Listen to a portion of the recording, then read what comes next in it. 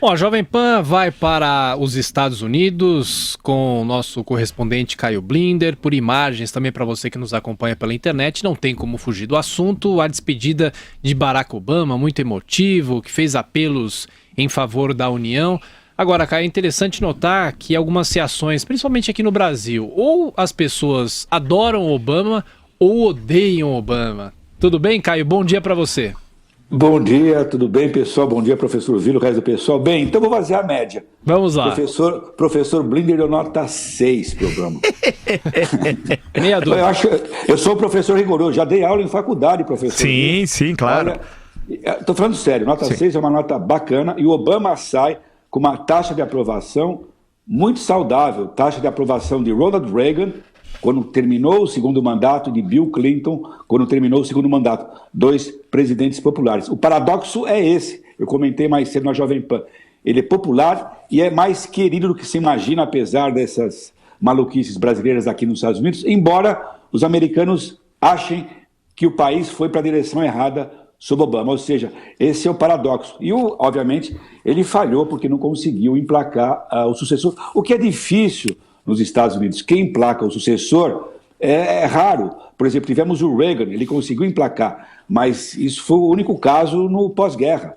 Presidente com 2 mandatos, emplacar um sucessor é muito difícil. Então, mas Obama eu acho que foi um bom mandato, eu acho que ele foi um político inepto, ele nunca soube trabalhar com a oposição, que, por contrapartida, agora indo para o outro lado, foi totalmente obstrucionista, ou seja, houve bater a cabeça e as coisas não andaram. Ele teve um grande feito, mas é uma coisa complicada. Ele evitou que o país caísse na depressão, na grande crise em 2008, 2009, ou seja, mas você ficar na história como alguém que evitou o pior e não trouxe o melhor é uma coisa complicada. É um bom presidente, mas como as expectativas eram tão messiânicas sobre Obama, e alimentou essas expectativas, esse é o resultado. Por isso que eu acho que nota 6 é uma nota decente. É um presidente, acredito que vai ficar na história como um presidente de desempenho médio, sabe? Agora, não vou nem me aventurar a dar nota para o Trump. Professor, tem nota negativa? Eu já posso antecipar minha nota para o Donald Trump. Aliás, eu não sei se temos muito tempo para conversar. Coitado, Obama fez o discurso. Esses discursos de despedida dos presidentes americanos, eles são rapidamente esquecidos. É muito raro um discurso de despedida ficar para a história. O primeiro, do George Washington, é importante. Ele advertiu contra o faccionalismo na época.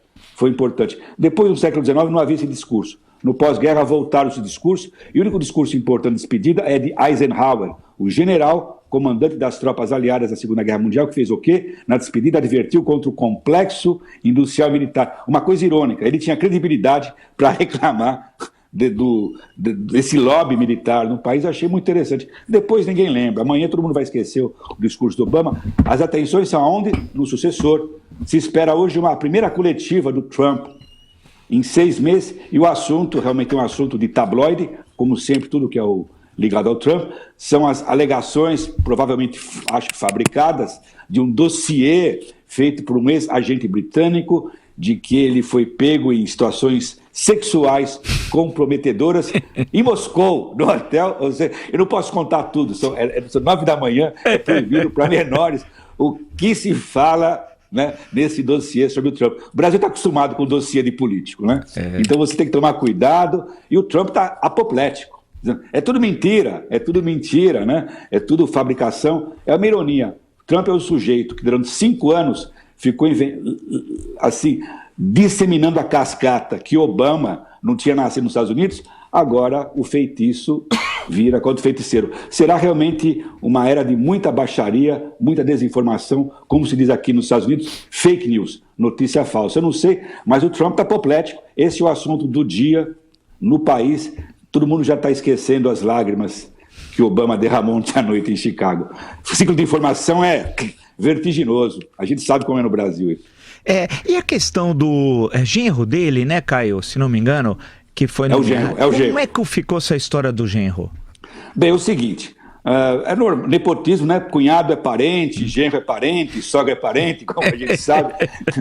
O ministro da Justiça do Kennedy, nosso querido Kennedy, Bob Kennedy, era ministro dele, né? Claro. O que aconteceu depois disso? O Johnson, presidente que odiava a família Kennedy, conseguiu que fosse aprovada uma lei anti-nepotismo. Parente não pode ter esse cargo lá em cima, chegado no presidente.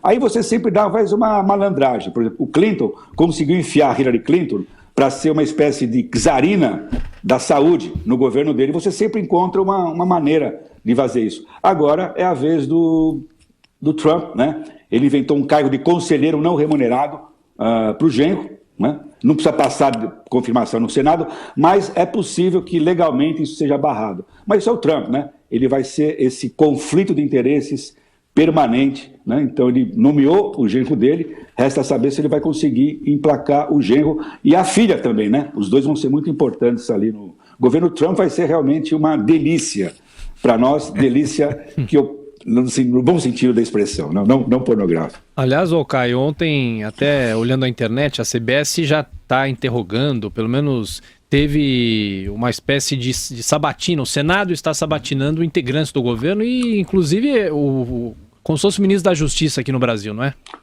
Exato. Não, ontem foi a vez do indicado por Trump para ser ministro da Justiça. Isso. Hoje teremos o diretor da CIA, que é um cargo explosivo, porque está tendo uma briga muito grande entre a atual CIA e o Bush, e o Trump. Então é normal, justamente os ministros têm que ser sabatinados e confirmados pelo Senado. É muito raro um ministro ser barrado no Senado. Acontece de 20, 25 anos, né? E os republicanos têm maioria no Senado. Então vai ter um pouco de teatro. Esse ministro da Justiça é barra pesada, é muito conservador, do Alabama, em questões raciais, em questões de imigração. Ele já tinha falado que era a favor de tortura, de suspeitos de terrorismo. Ontem ele disse, não, eu vou respeitar tudo, eu vou respeitar a lei que permite o aborto, eu não vou perseguir negros, esse tipo de coisa.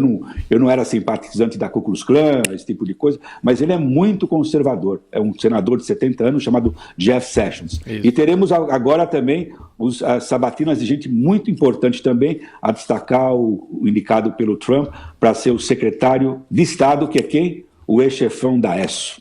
Sabe, que outra coisa complicadíssima, que é chapão do Putin. Ou seja, realmente é um ministério complicado, mas no final vai ser muito improvável que algum desses nomes seja barrado.